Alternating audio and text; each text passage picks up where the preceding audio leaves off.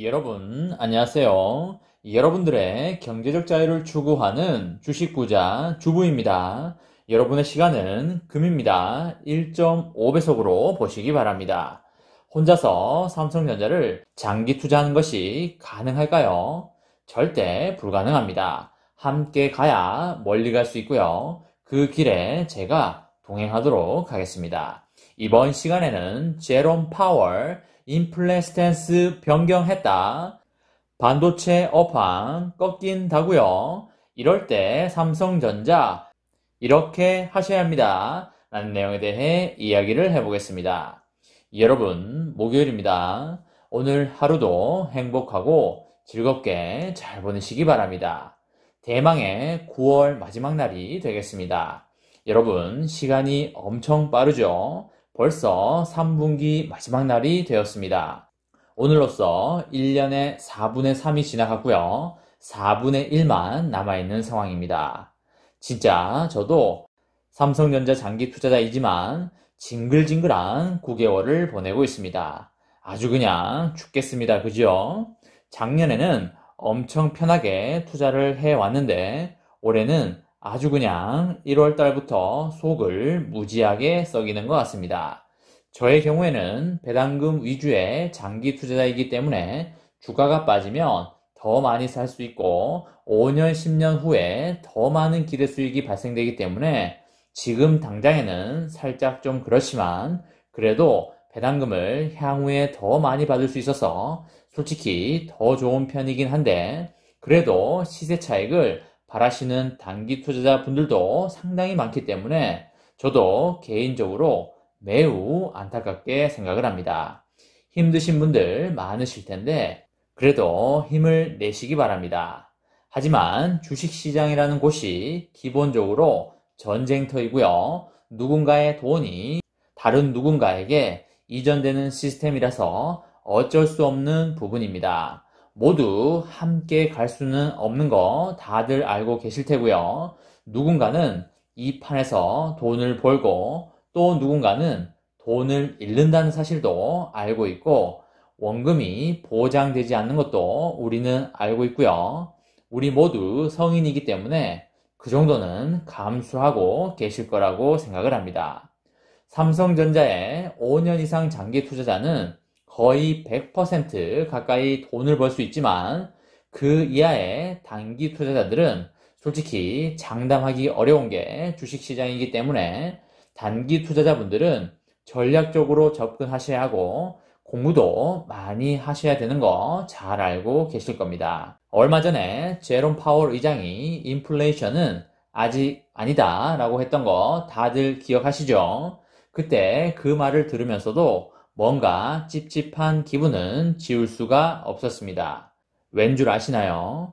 연준은 항상 대중을 속여왔기 때문인데요.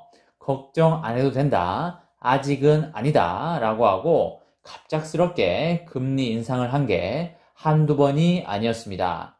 이번에도 마찬가지로 그렇게 될 거라고 제가 예언을 하고 있다고 여러분들에게 말씀을 드렸습니다. 대중들을 안심시켜 놓고 본인들 자금 먼저 다 뺀 다음에 기습적으로 뒤통수를 칠 거라고 말씀을 드렸죠. 다들 기억하시나요? 기억난다 1번, 기억 안 난다 2번 눌러주시면 감사하겠습니다. 아무튼 제가 연준의 말은 반만 믿고 반은 믿지 말자라고 말씀을 드렸습니다. 이번에 또 갑자기 파월이 스탠스를 변경했습니다. 뭐라고 했습니까? 인플레이션이 예상보다 크고 길어졌다고 말을 했습니다. 그 말을 들은 시장이 화들짝 놀란 거 아니겠습니까? 제롬 파월 한마디가 이렇게 무서운 것입니다. 아무튼 며칠 더 지켜봐야 할 부분이긴 한데 아직은 그렇게 걱정할 단계는 아니라고 판단이 됩니다. 워낙 파월의 하는 말에 파급력이 있다 보니까 인플레이션의 인자만 나와도 시장은 미친 듯이 놀라고 있습니다. 그리고 반도체 부족 사태가 해소될 조짐을 슬슬 보이고 있습니다. 그래서 글로벌 증시에서 반도체 주가가 일제히 급락을 했는데요. TSMC와 마이크론 테크놀로지에 빠지는 것을 보고 저도 살짝 놀랐습니다. 금리 인상 예고의 여파가 벌써 이렇게 빨리 오나 라고 생각할 만큼 다소 놀랐습니다. 하지만 아직 시장에 들어올 돈이 남아 있어서 대폭락의 시장은 아니라고 생각을 하고 있으니까 너무 걱정은 안 하셔도 될 듯합니다. 미국 연준의 인사들이 오는 11월과 12월에 돈 푸는 걸 줄인다는 건 이제 기정사실화되어 있지요. 기술주들의 주가가 높은 거 아니냐는 이야기는 이전부터 시장에 많이 퍼져 있었는데 그래도 소위 계속 높은 위치에서 주가가 버티고 있었던 게 사실이고요. 아무튼 주가 고평가 부담이 큰 기술주가 전반적으로 하락세를 보이고 있고요. 반도체 산업은 폭발적 성장세가 정점을 찍는 거 아니냐라는 불안감이 더해지면서 더 빠졌다고 보시면 되겠습니다. 내년에 성장 전망을 확신하지 못하는 탓인지 기술주 투자자들도 발빠르게 포트폴리오를 조정하는 거 아닌가라는 느낌을 살짝 받는 것 같기도 합니다. KF투자증권은 심지어 삼성전자의 내년 목표 주가를 하향 조정하였습니다. 올해 3분기에 삼성전자 영업이익이 2분기보다 28% 늘어난 16조 2천억 정도의 전망치를 보였는데요. 목표 주가를 기존 11만원에서 10만 5천원으로 낮춘 것은 개인용 컴퓨터 수요 둔화를 이유로 4분기 이후에 메모리 반도체 가격이 약세를 보일 것으로 예상했기 때문입니다. 시장은 이미 4분기 이후에 D램 가격 하락을 주가로 반영을 이미 했기 때문에 3분기 호실적이 주가에 미치는 영향은 제한적일 것이라고 보고 있습니다.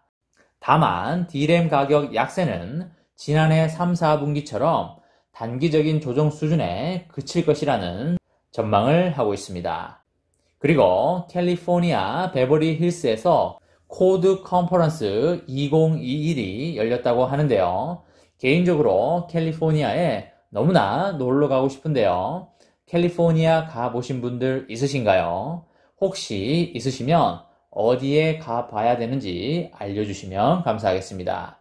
베버리 힐스면 비싼 곳 아닌가요? 나중에 다들 3전으로 대박 나서 베버리 힐스에 한 채씩 사는 날이 오기를 기원하도록 하겠습니다.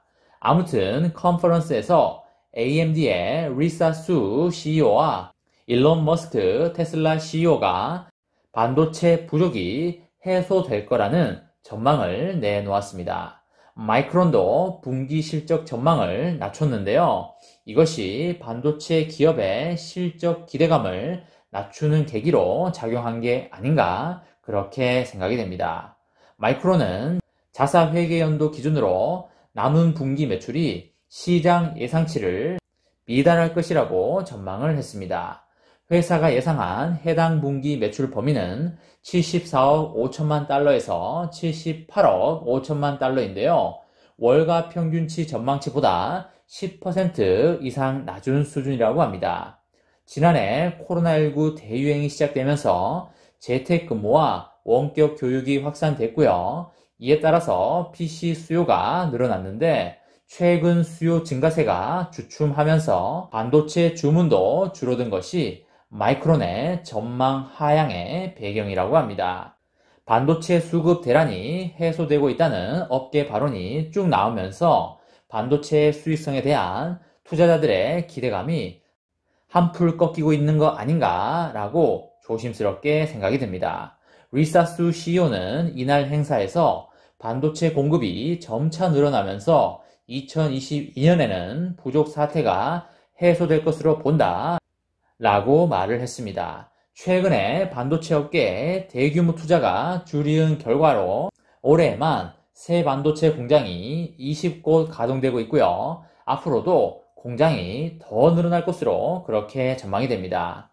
다만 리사수 CEO는 새 공장이 본격 가동되려면 통상적으로 18에서 24개월이 걸리기 때문에 내년 상반기까지는 공급 부족 상황이 해소되기가 힘들다 라고 설명했음에도 불구하고 투자자들의 기대감이 빠르게 식어가고 있는 모습입니다. 최근에 대만의 TSMC는 이례적으로 반도체 단가를 올릴 정도로 생산이 달리는 상황이었지만 앞으로 이런 이점이 점차 줄어들 것이라고 예상이 됩니다. 미국의 국채 10년물 수익률이 1.5%가 넘어가고 있죠. 이런 상황에서 1.7%까지 치솟는다면 기술주의 낙폭이 더욱더 커질 수는 있겠습니다. 내년에 가장 큰 이슈는 뭐니 해도 미국발 금리 인상인데요. 작년과 올해 돈을 푼 게 워낙 많기 때문에 분명히 시장에 쇼크는 반드시 올 것입니다. 올해 4분기는 크게 나쁘지 않을 걸로 보이지만 내년에 쇼크가 올 수 있으니 그때까지는 안전운전하자라는 말씀을 드리도록 하겠습니다. 물론 그 전에 혹시라도 유의미한 폭락이 온다면 여윳돈으로 줍줍 하시면 되겠습니다. 하지만 빠르면 내년 1분기나 내년 2분기 정도부터는 D램 업황이 살아날 걸로 보고 있기 때문에 상방 압력과 하방 압력에 강한 힘겨루기가 이루어질 것으로 그렇게 생각이 됩니다. 이번 시간에는 제롬 파월 스탠스 변경했다. 반도체 업황 이제 꺾이나? 이럴 때 삼성전자 이렇게 하셔야 합니다. 라는 내용에 대해 이야기를 해보았습니다. 이번 영상은 여기까지 하겠습니다. 시청해 주셔서 감사합니다.